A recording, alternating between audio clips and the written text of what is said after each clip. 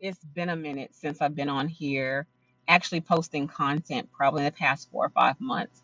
And it's been great reason for that. Part of that is due to just having a break from social media in terms of posting. And then the other part of that is I've been going through my own issues, and I actually plan on coming back on here now and talking about those issues that I've had in the past 5, 6, 7 months, actually. Um, and everything from mental health and the importance of having good mental health in terms of taking care of your mind the same way you take care of your body, in addition to my own recent admission into the hospital due to anemia, severe anemia, and how we as women, and I'm going to kind of leave it at that, we as women and anemia, and understanding what I mean by women and anemia because of certain things that go on within our lives that impact us having blood loss. Okay, so I'm gonna put it at that. And if anybody can't handle that kind of conversation, this is not the video for you. But as it relates to that, I've been in the hospital. I was in the hospital for severe anemia. I was so sick. I was so sick that my H&H was 24 and 6.4.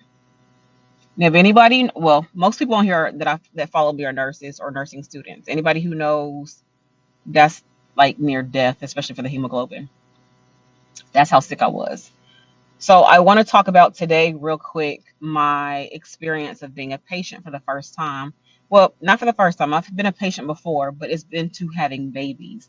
So the only time I've been in the hospital has been due to having my children. So this is my first experience in the hospital otherwise. And so my first experience, just know that I went to the ER because I was severely fatigued and severely short of breath to the point I was almost gasping for air, trying to breathe. And when I went in there, because I was told I had bronchitis a couple weeks prior, I was told I had bronchitis. I was diagnosed with that, and come to find out I was misdiagnosed. Okay, well, let's skip that part because that's a part within it. That's a story within itself. So I walked into the ER, and the doctor looked at me and he said, like, you have anemia. I can look at you and tell you're anemic. He pulls down my eyes and things like that. He looks at my gums. He said, we'll run the labs and everything, but you're anemic severely. I can look at you and tell. Now, this is a white doctor. Not that that matters. And of course, I'm black. And he said you couldn't tell by looking at your gums. The way I was feeling, and to be that anemic that I actually was with those values that I just told you, um, to be that severely sick, ain't nobody looking at no gums to see if they pink or not. So anyway, I just knew I felt really, really bad. And so anyway, fast forward, I ended up my blood pressures were triples over triples. I was severely swollen. Had to go to a not ICU, step down unit, put on telemetry because that much blood loss over a period of time. Again, nothing happened just in one event, but over a period of time. Go back to the original what I said about women and stuff like that, what we go through. Um, it ended up that I had to be on step down on a telemetry unit, which I've never been before, of course, like I said. So anyway, I'm saying all that. Forget about the actual illness. Let's talk about the care that I got. And you all know that I'm a nurse, and you know that I'm a OB nurse. So this is not my specialty at all. I'm not well versed. Thank God I have um, people in my life who, other nurse colleagues who this is their specialty, who would tell me what to look for. I could ask questions to, and still asking questions as I'm still recovering. I'm back to work now, but I'm slowly getting back acclimated to work. But anyway, so let me tell you what my observations were when I went to the hospital. I would have to say that everyone treated me wonderfully. Now, it didn't help that my son, when I went to the ER, my son told everybody, my mama's a nurse and she has a doctorate. Like, just told everybody that at the ER. That didn't help. But since he spread that, he put that out there. He said, my mama has her own office. And so there's like, your mama's a nurse? So when they came to me and said, you heard you were a nurse, I'm like, who told you that? Because, of course, I don't go in anywhere with playing the nurse card.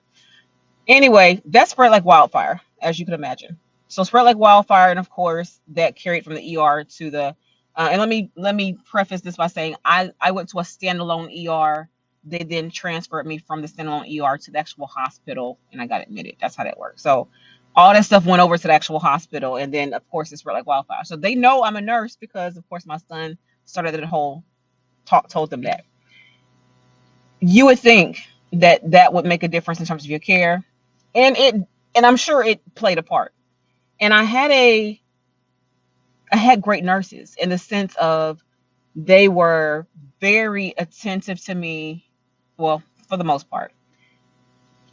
But as you all know, I'm big on critical thinking. I'm big on doing your job and knowing how to do your job. When I tell you that a lot of the nurses were just checking boxes, they were great to me in terms of like customer service wise, in terms of, well, how they treated me. I did not have any nasty nurses. They were good to me. When I pushed the call light, people came. It wasn't really a long delay, anything like that. But it wasn't until I got this black nurse.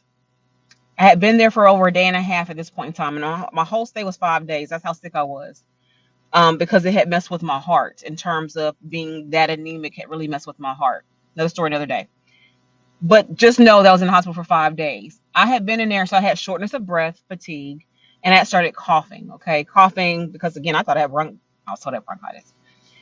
But this cough was like debilitating, especially at night. During the day, I would cough, and you may hear me cough in some videos going forward because that's just what my disease process is right the moment. But you may hear that. But anyway, my point is I cough, and mainly more so at night to the point where I'm coughing.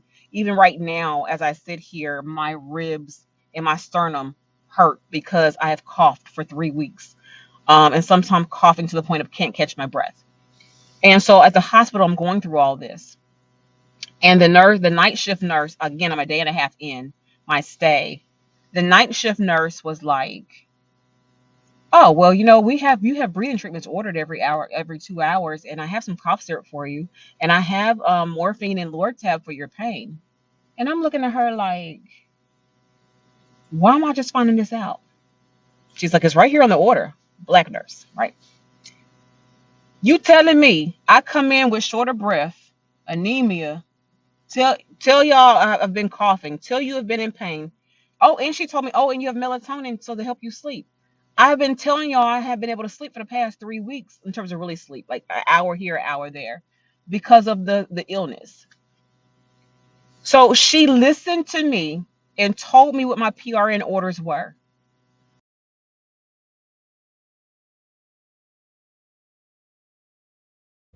All right, so I just had a phone call, so I'm not sure where I left off at. But anyway, just know that I had a black nurse who, when I tell you she reminded me of the care that I give to my patients, that's what I want. She wasn't per se the friendliest in the terms of she wasn't mean. She just wasn't bubbly.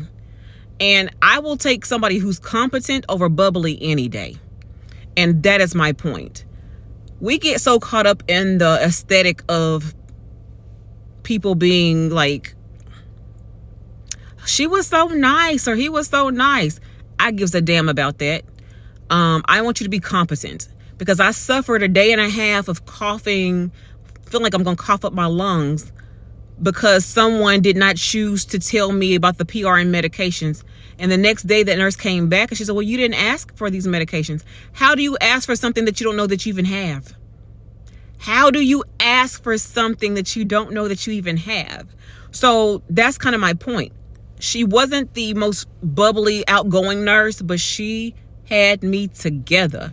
And when I tell you that nurse tucked me in that night, she come in and said, I'm going to give you this, and this. Then I'm going to come back and give you your melatonin and your Lortab for your, because I took the Lortab for the pain of the coughing. I had my breathing treatments scheduled. They were PRN, but she said, I got them scheduled. I had told them to come up here at 8 and then at 12 for you, because that's when I wanted them to come so I could sleep the rest of the night. And it worked like a dream. And then I had another, a white nurse who come up there the next day, and this is not per se a black or a white thing, but I'm simply saying to you that at the end of the day, we want to be cared for properly.